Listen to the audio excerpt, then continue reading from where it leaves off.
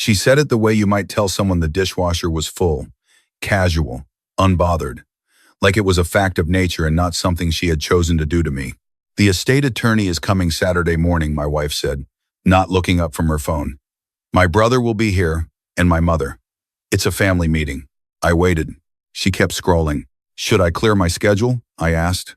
She finally looked up, and there was something in her expression I hadn't seen before. Not anger, not irritation, but a kind of practiced distance, like she was looking at a piece of furniture she'd already decided to get rid of. It's my father's estate, she said. His money, his property, his name on everything. She paused just long enough to make it deliberate. You weren't mentioned in any of it. I had been married to her for 19 years. I set down my coffee mug. I did it slowly, carefully, the way you move when you're trying not to show someone they've just knocked the air out of you. All right, I said. She went back to her phone. I was 63 years old. I had spent the better part of 4 decades working in commercial real estate appraisal. I had handled more estate documents than most people see in a lifetime. I knew what those Saturday morning meetings meant, and I knew what it meant that I was not invited to one happening in my own house. My father-in-law had passed 6 weeks earlier. A quiet man, decent and fair, someone I had genuinely respected. He and I used to sit on his back porch on Sunday evenings, drink sweet tea, and talk about nothing important. He never made me feel like an outsider in his family. His wife, my mother-in-law, was a different matter entirely. She had never warmed to me, not in 19 years. She had a way of speaking to me at family gatherings that was perfectly civil on the surface and perfectly demeaning underneath. She referred to my wife's first boyfriend, a man my wife had dated for 8 months at 22 years old, as the one who got away. And she said it at our 10th anniversary dinner. She said it with a smile. My wife laughed. I smiled and cut my pot roast and said nothing. I had made peace with my mother-in-law a long time ago. The way you make peace with weather. You don't fight it. You dress for it and move on. But standing in my kitchen that Thursday morning, watching my wife scroll through her phone after telling me I was not invited to a meeting in my own home about my deceased father-in-law's estate, I felt something shift. Not anger. Something quieter than anger. More like the moment a clock stops ticking and you notice the silence for the first time. I went to work. I came home. I cooked dinner that evening, a simple pasta with garlic and olive oil, the kind my wife said she liked. I set the table for 2. We ate, and she talked about her sister's new kitchen renovation, and I listened and asked questions in the right places. And after dinner, I washed the dishes, and she went upstairs, and I stood at the sink for a long time after the water had stopped running. Saturday came. I was up early. I made a pot of coffee and sat in the living room with the newspaper, the actual printed newspaper, which I have read every Saturday morning for 30 years. My mother-in-law arrived at 9. My brother-in-law 10 minutes after. The estate attorney, a man I had never met, which itself told me something, arrived at 9:30 with a leather briefcase and the air of someone who was very comfortable being the smartest person in every room he entered. My wife met them in the hallway. She kissed her mother. She clapped her brother on the shoulder. She shook the attorney's hand. Then she turned and looked at me, sitting in my chair with my newspaper, and she said, quietly but clearly, "We'll be in the study. This shouldn't take long." She closed the study door. I sat for a moment. Then I folded my newspaper, finished my coffee, put on my jacket, and drove to the hardware store. I bought a new set of cabinet hinges we didn't need. I drove home the long way. I was gone about 2 hours. When I came back, the attorney's car was gone. My mother-in-law and brother-in-law were at the kitchen table.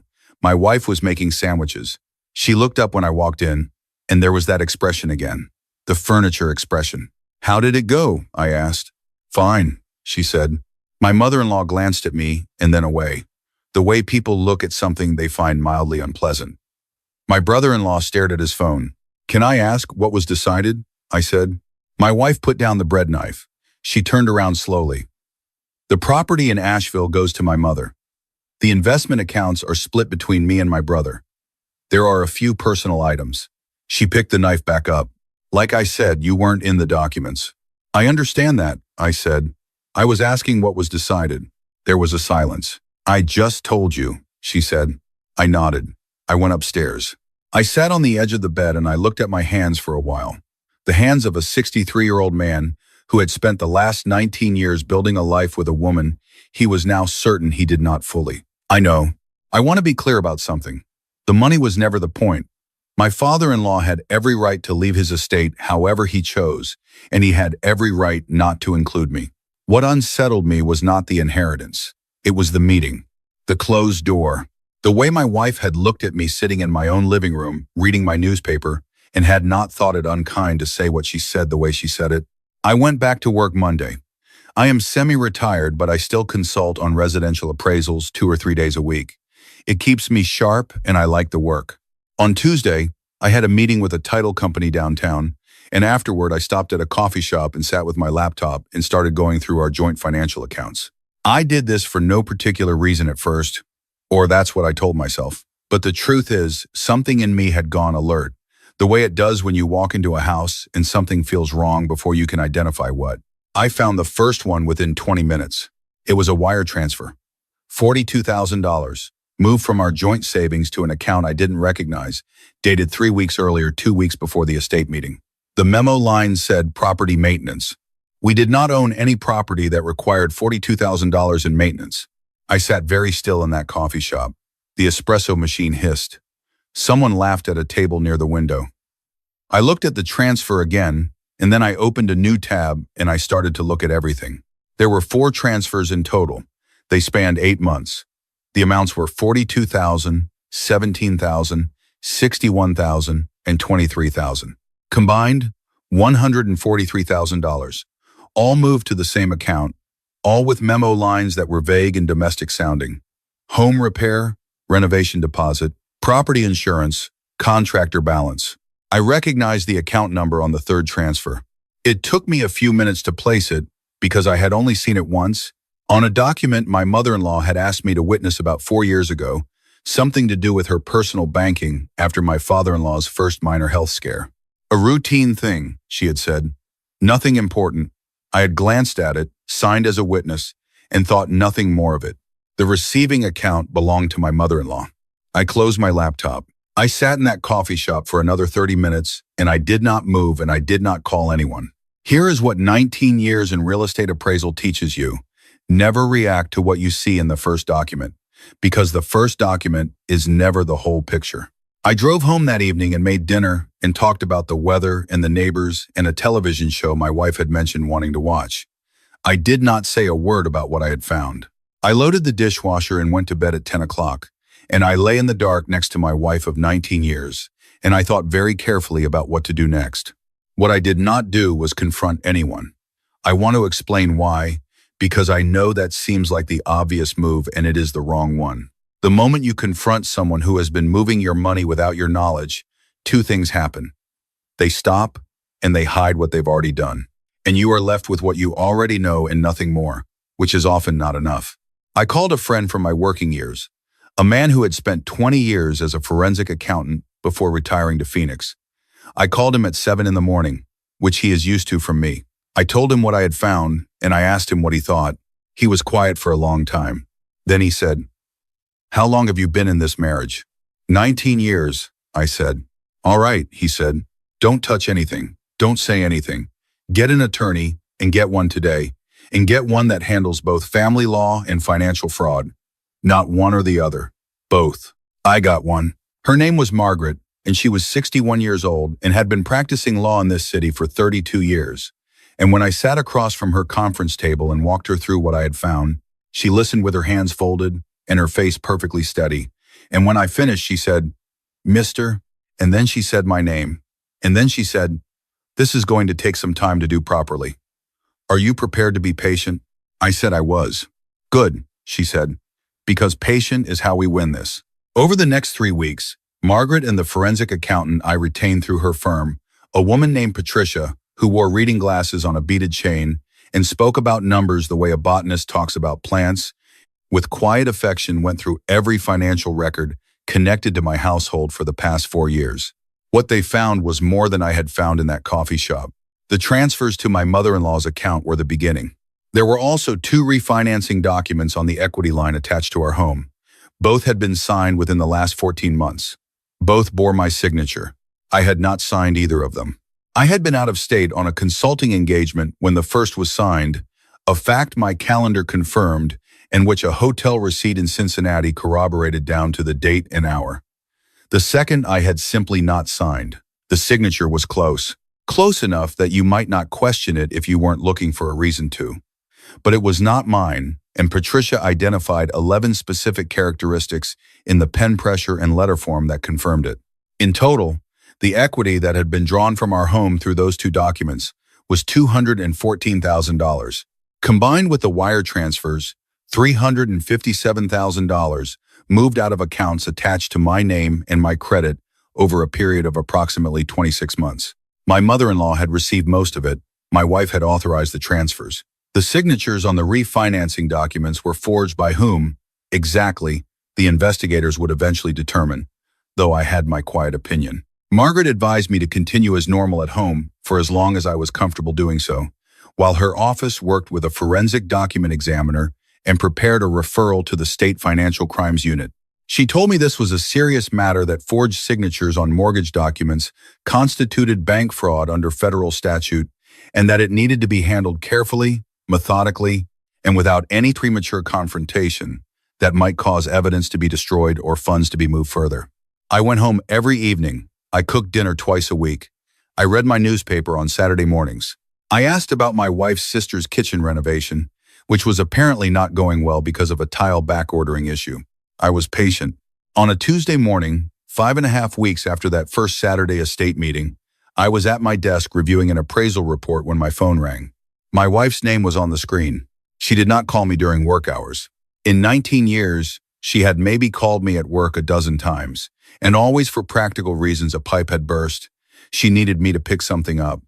A relative had died. I looked at her name on the screen for 2 full rings before I answered. "Hello," I said. "There are people here." Her voice was strange. I had not heard her voice like that since her father went into the hospital, the last time something compressed and tight, like she was speaking from inside a very small space. "2 people from they said financial crimes. They have papers." I said nothing. "Did you?" She stopped. Then lower. "Did you do this?" I looked out my window at the parking lot below. An older gentleman was walking slowly toward his car, carrying a brown bag from the sandwich shop across the street. Unhurried. Comfortable in the morning. "I found some things," I said. "I asked some people to look into them." There was a silence so long I checked to see if the call had dropped. "You didn't tell me," she finally said. Not an accusation. Almost bewildered, like she was hearing something in a language she almost understood. "No," I said. "I didn't." "What happens now?" I thought of that Saturday morning, my newspaper, her not looking up from her phone. "You weren't mentioned in any of it." The closed study door. "I don't know exactly," I said. "That depends on some things I don't control." "My mother," she stopped again. "The investigators will want to speak with your mother," I said. "They'll want to speak with you too. I'd suggest calling an attorney today. Before end of business. Are you coming home?" I thought about that for a moment. "I have work this afternoon," I said. "I'll be home by 6. I hung up and sat with the phone in my hand and looked at it for a long time. I had not wanted this. I want to say that clearly because I think it needs to be said. I had not wanted to find what I found. I had not wanted to sit across a conference table from an attorney and a forensic accountant and watch the shape of my marriage become visible through the numbers. I had not wanted to know that the woman I had shared a bed with for 19 years had watched money leave our accounts and said nothing to me about it, had watched my signature appear on documents I had never touched and said nothing to me about it, had sat across from me at dinner and talked about kitchen renovations, while something very serious was happening to our finances and our future. I had wanted, much more than I wanted justice, to have been wrong, but I had not been wrong. The investigation moved quickly once it was formally opened. I will not pretend I understood all of it, but Margaret kept me informed at each step. The 2 refinancing documents were confirmed as forgeries by the state's own document examiner. The wire transfers, while not forged, had been made without my knowledge from an account that required both signatures for transactions above a certain threshold, a threshold that had apparently been quietly changed at a branch I rarely visited about 3 years ago. My mother-in-law was contacted by investigators. She hired an attorney within hours, which Margaret told me was not surprising. My brother-in-law, it turned out, was aware of some of the transfers, not all of them, but enough, and had chosen to say nothing. My wife cooperated. I give her that. When the investigators interviewed her, She did not attempt to deflect or minimize. She confirmed the transfers. She confirmed that she had known about them and had not told me. She said that her mother had told her the money was a loan, that it would be repaid from the estate proceeds, that it was temporary and would be settled quietly before I ever needed to know. She said she had believed her mother. I don't know if that's true. I've spent a long time thinking about it, and I still don't know. What I know is that belief is not the same as innocence. You can believe a story that you have chosen not to look at too closely. The state filed charges against my mother-in-law for bank fraud and for the forgery counts. The federal investigation into the wire transfers was still ongoing as of the time I am telling you this. Her attorney was working on some form of arrangement. I was not involved in those negotiations, and I did not want to be. Margaret filed the divorce petition on my behalf on a Thursday morning. I came home that evening and told my wife, not because she hadn't expected it, but because I thought she deserved to hear it from me directly rather than from a process server. She was sitting at the kitchen table when I came in. She had a cup of tea in front of her that she wasn't drinking. She looked older than I had ever seen her look. Not in a cruel way, just older. More real somehow. I know, she said when I told her. I sat down across from her. We had sat across from each other at this table thousands of times. I thought about that for a moment. Thousands of dinners, thousands of morning coffees, thousands of ordinary Wednesday evenings. I'm sorry, she said. And then, I know. That doesn't help anything. It helps a little, I said, because it was true. She looked at her tea. I told myself it wasn't your money, that it was that the estate would cover it, and everything would be even, and you'd never be affected. She shook her head slowly. I know how that sounds. It sounds like something you were told, I said, by someone who needed you to believe it. She didn't say anything to that. We sat there for a while, the two of us, in our kitchen, in the house we had lived in together for 12 years. The refrigerator hummed.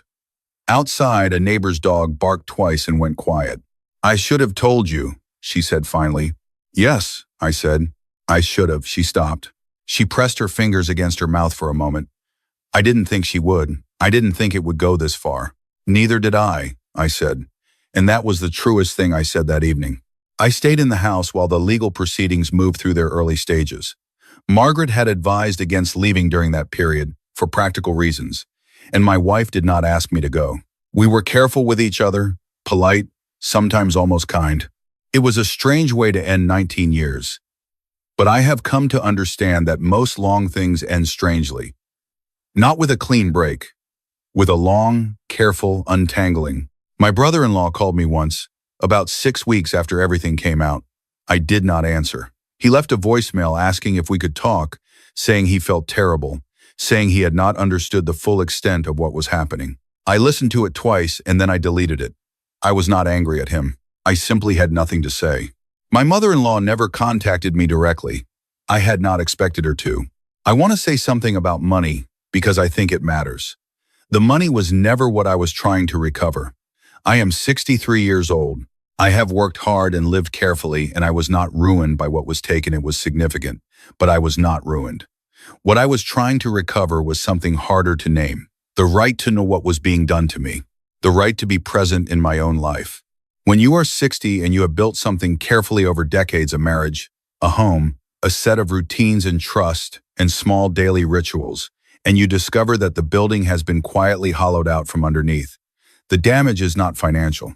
Or not only financial, it is something that happens to your sense of what was real. I have thought about this a great deal. About what was real. About what I knew and what I told myself I didn't need to know. About that closed study door and what I should have said when she told me to go to the hardware store and buy cabinet hinges I didn't need. I think the honest answer is that I knew something was wrong before I knew what it was. And I made myself wait at the sink with the water off and not ask the question. Because some part of me already knew that asking would cost me more than I was ready to pay that Thursday evening. But here is what I also know. 63 is not old. There is time, there is work I am still good at and mornings I still enjoy, and sweet tea on back porches on Sunday evenings, if I can find the right porch. I rented a small house on the east side of the city. 2 bedrooms, a decent yard, a kitchen with good light. I moved in on a Saturday. I put my newspaper on the kitchen table and made a pot of coffee, and I sat in the quiet of a house that was entirely mine. And I thought about my father-in-law, that decent, quiet man, and I thought that he would have understood what happened and why, and that he would have been, I think, on my side. I don't say that with satisfaction. I say it because it was the first thought I had that felt like solid ground. There will be people who ask if I regret not saying something sooner. Not walking up to that study door and knocking. Not asking, months or years earlier, about the account balances that I had been too trusting to monitor closely enough. And I have asked myself the same thing, at 4 a.m. in that small house with the good kitchen light, when the honest questions come. I don't know the answer. I don't know if speaking sooner would have changed anything, or simply ended things sooner, which is not quite the same as changing them. What I know is that when I finally did speak, when I sat across from Margaret the first time, with the account statements laid out on her conference table, I was ready. I had not reacted. I had not confronted. I had not given anyone the chance to move faster than me. I had been patient, the way she asked me to be, and patient was how we won. There is something that happens to a person when they survive a thing like this. I am not going to call it wisdom, because I think that word gets used carelessly, but there is a kind of clarity that comes from having had everything you assumed was solid become uncertain, and then finding that you are still standing, that you are still, in fact, yourself. I still drink coffee on Saturday mornings. I still read the newspaper, the actual printed one. I still call my old friend in Phoenix at 7 a.m. when I have something to think through, and he still answers, and we still talk the way men our age talk in circles, mostly, until we arrive somewhere that feels true. My daughter, who is 31 and lives in Portland, and had the good instinct to reserve judgment until she had all the facts, called me recently and asked how I was doing. Quiet, I told her. It's been very quiet. She said, "Is that good?" I thought about that closed study door, about the wire transfers and the forged signatures and the account I had never opened from a branch I had never visited, about my wife at the kitchen table with her untouched tea, about the Saturday morning that started everything, when I sat in my own living room and was told I was not part of my own family. "Yes," I said, "quiet is good." She laughed, and it was a good laugh, the kind that means someone believes you. "Okay, Dad," she said. "Okay." I sat with the phone after she hung up, and I looked out the window of my small house at the yard, where the light was doing that early evening thing it does in this part of the country, golden level and very still. I thought about all of it one more time. The way I do sometimes, in the way you have to when you're putting something behind you. You look at it once more, fully, so you can set it down and not have to pick it back up. Then I set it down. I made dinner. I ate at my kitchen table. I did not leave the dishes for later. It was enough.